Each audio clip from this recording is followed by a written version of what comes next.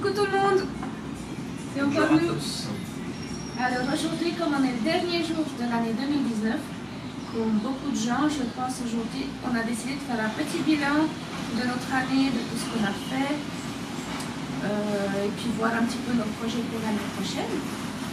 Donc, cette année 2019, on a commencé il y a une année avec beaucoup de projets dans la tête. On savait qu'on allait faire beaucoup de choses, on savait que notre vie allait changer, mais on ne savait pas exactement ce qui nous attendait. C'est vrai, hein, concrètement. Donc c'était très très excitant. On a passé les 6 premiers mois normal, à Bonfol, en Suisse, au travail, à l'école, voilà, c'était vraiment normal.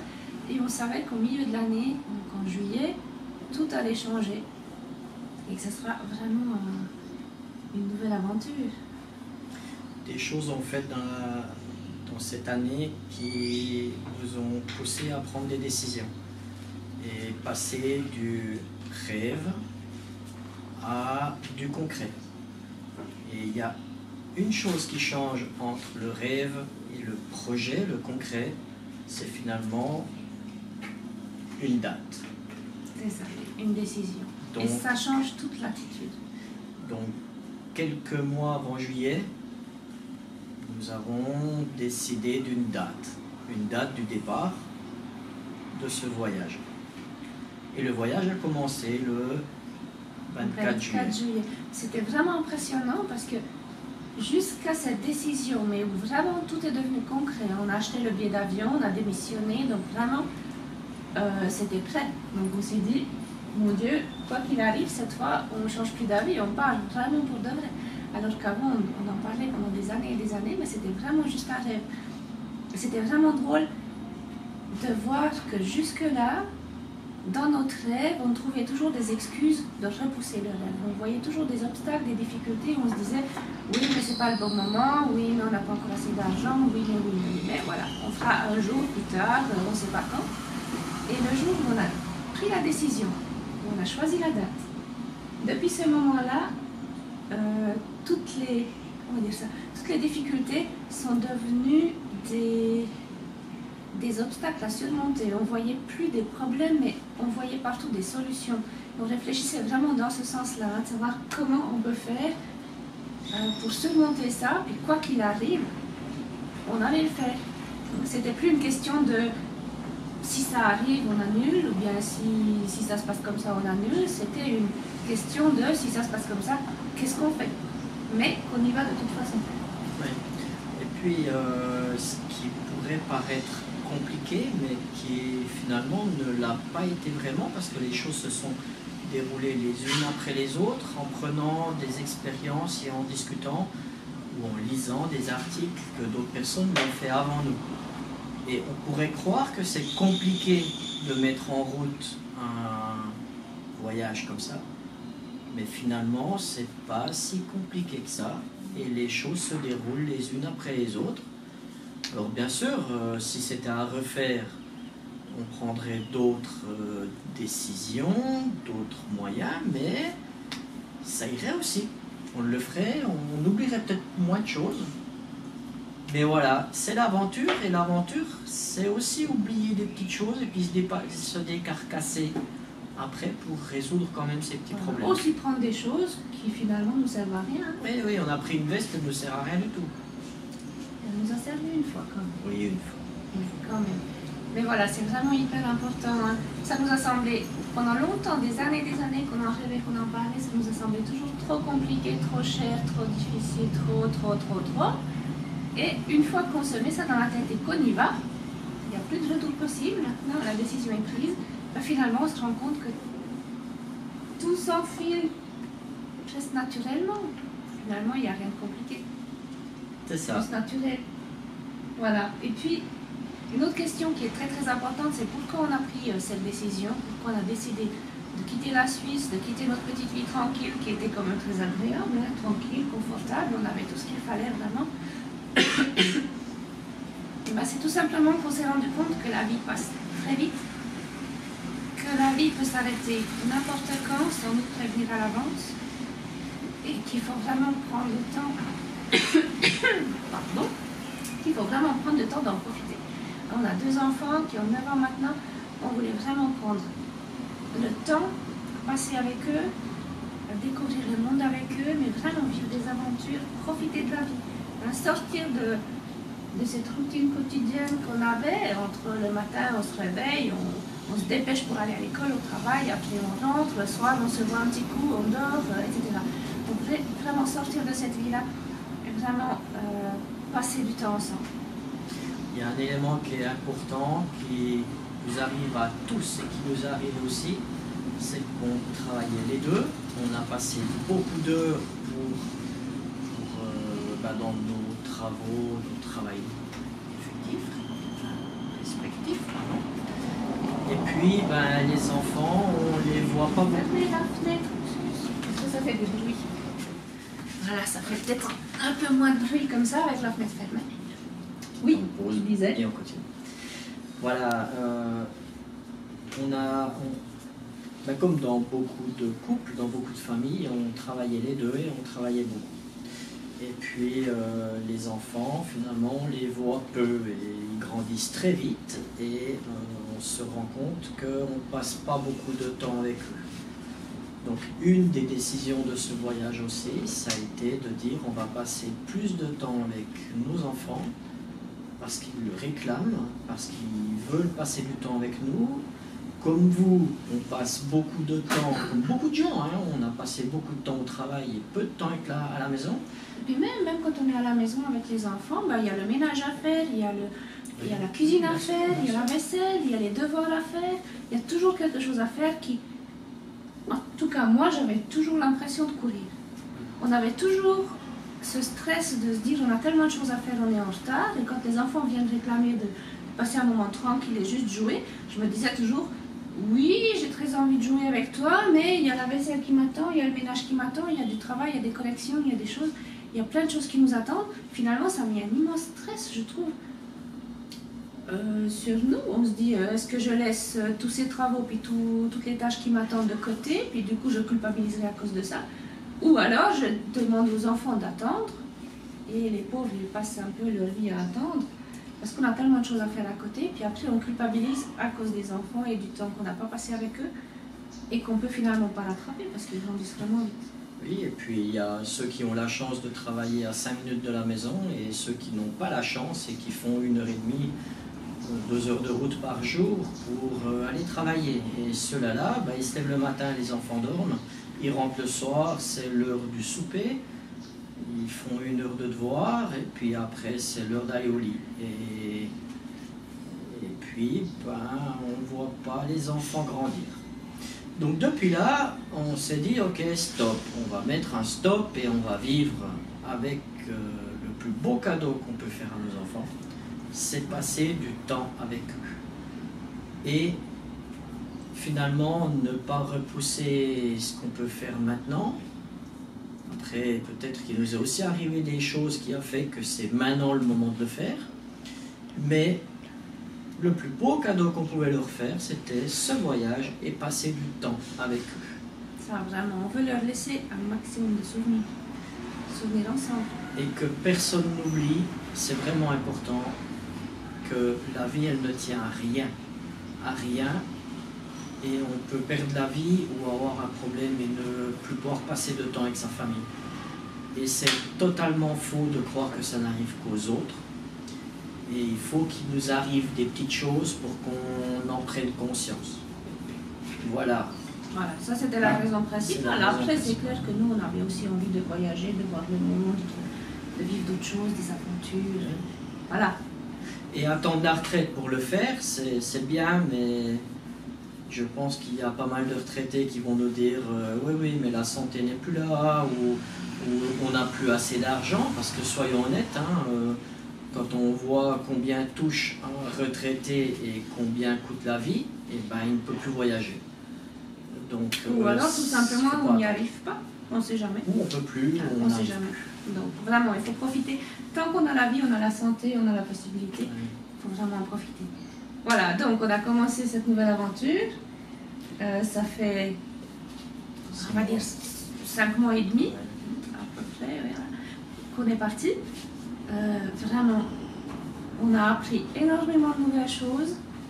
On a vu des nouvelles choses. L'autre jour, on s'est demandé quel était l'endroit le plus beau, le plus waouh de ce qu'on a vu. Et on ne peut pas répondre. On ne peut pas. Moi, je ne peux pas choisir. Il y en a tellement. On a changé d'endroit toutes les semaines ou toutes les 2 semaines. On a vu tellement de choses. On a appris tellement de choses. Tout est différent, tout est nouveau. Ouais, tout le temps, tout le temps, tout le temps. Oui. On ne peut pas répondre parce qu'il y a trop de variables pour répondre à cette question. On pourrait parler du climat, on pourrait parler de la culture, on pourrait parler de la nature, on pourrait parler de 1001 choses. Histoire. Et puis dans ces 1000 choses, il y en a chaque fois une qui ressort, peut-être plus que celle de hier, mais voilà, en fait il y en a beaucoup. Voilà. De toute façon, on refera bientôt une nouvelle vidéo pour résumer un petit peu nos 6 mois passés au Mexique. Un bilan de tout ça. Là, on vous racontera tout ce qu'on a vu concrètement. Maintenant, c'était juste pour vous dire qu'on n'a absolument pas regretté cette décision de partir. Comme moi, jamais regretté. Il y a parfois des moments un peu plus difficiles, mais franchement, on n'en a pas eu beaucoup. Voilà, pour l'instant, on a la chance, tout s'est bien passé, à part quelques petites mésaventures, mais voilà, vraiment rien du tout. On n'a vraiment pas regretté, on est très très content d'être parti, d'avoir pris cette décision et on se réjouit de continuer l'aventure. Il y a un élément qu'on peut dire aussi rapidement, c'est qu'il y a des manques, parce qu'il y a des choses qui nous manquent de la vie d'avant. Avoir un chez nous, avoir des amis très proches, etc., ça nous manque. Mais d'un autre côté, extrêmement positif, c'est qu'on va encore plus profiter et on peut vraiment dire aujourd'hui ce qui nous manque, alors qu'avant c'était de la routine et on ne s'en rendait pas compte. Et voilà, et ça c'est aussi un point extrêmement positif de se délocaliser pendant un moment, c'est de se rendre compte de ceux qui sont les éléments qui sont proches de nous dans notre vie de tous les jours, où on ne fait pas assez attention et qu'on n'apprécie pas assez, je pense. Autant pour nous, autant pour les enfants. Et qu'est-ce qu'on va apprécier les petites choses 1000 fois plus quand on rentrera. Oui, tout à fait. Voilà. Tout à fait. Mais en attendant, là, c'était la décision, donc on profite. Hein. Maintenant, on ne va pas pleurnicher pour ce qui nous manque. Non. Mais on profite vraiment de toutes les nouveautés qu'on découvre. Voilà. Et là, c'est le dernier jour de l'année. Demain, c'est une nouvelle année qui commence. Cette année, bah, c'est prévu qu'elle soit tout autant pleine d'aventures et de nouveautés que 2019, même encore plus, puisque ce sera toute l'année entière qu'on est censé, si tout se passe bien, hein, passer en voyage toujours. Voilà. Mais la suite des projets, on va vous raconter dans une autre vidéo. Voilà, quand le moment arrive, bientôt. En attendant, et puis juste avant de sortir, parce que là ce soir on va aller faire la fête quand même avec les Mexicains. On va aller à la plage. Ici on va profiter pour la première fois de notre vie qu'on passe Nouvel An à un endroit où il fait chaud. Donc on va sortir, on va regarder comment ça se fait ici, puis on va profiter à fond. Disons que les Mexicains savent bien faire la fête. Ah, c'est sûr. Ils savent faire du bruit. Ils savent faire du bruit et qu'est-ce que c'est agréable, cette joie de vivre. Et donc on prend beaucoup de plaisir à partager ça avec eux ou de plutôt s'intégrer avec eux pour faire ça. Et c'est incroyable. Voilà, c'est leur manière de vivre, c'est leur culture, il faut leur laisser. Même que des fois, quand c'est encore le lundi soir, la fête du dimanche soir, on se demande quand c'est qu'ils travaillent. Mais voilà, c'est leur culture. Et... Les pétards tous les week-ends, oui. Du matin au lendemain matin. Voilà. Mais c'est leur joie de vivre et puis c'est ce qu'on dit à tout le monde, prenez plaisir de la vie, ayez de la joie dans votre vie et puis elle est déjà si courte que ça sert à rien de pleurer. Et eux, ils font la fête et finalement, ils ont bien raison, voilà. Donc on va aller faire la fête sur la plage pour la première fois, on est en short, eux ils sont habillés, ils ont quand même froid, c'est l'hiver. Nous on a vraiment chaud, on ne s'est toujours pas habitué à ce temps. Et puis j'ai pas envie de m'habituer, j'ai envie que ça reste comme ça. Voilà, alors on vous souhaite De bonnes fêtes, oui. Bon, quand vous verrez cette vidéo, ça sera déjà après.